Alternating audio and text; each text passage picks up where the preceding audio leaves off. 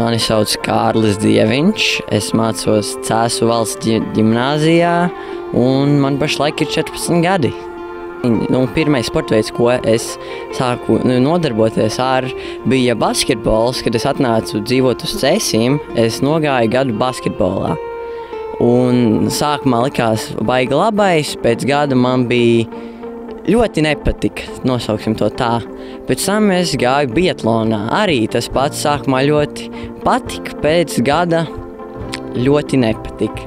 Un tad es pat nezinu, kā tas notika, kaut kā pievienojos vieglatlētikai Cēsu pilsētas sporta skolā.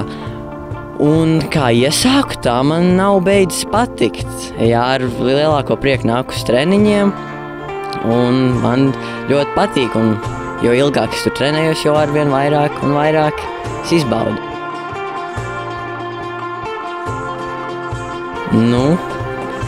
Manuprāt, es varēšu izturēt šādus grūtus treniņus, kur cītīgi jātrenējas. Jā, jo man patīk skriešana un vispār vieglatlētika, piemēram, ne tikai skriešana, arī aiziet uz zāli, pakačāties. Manuprāt, man laba sezona skaitītos, jā, kārtīgi trenēties, uzstādīt, piemēram, personīgos rekordus augstākus un varbūt pat dabūt kādu medaļu. Kā tāda man plāni būtu šai sezonai.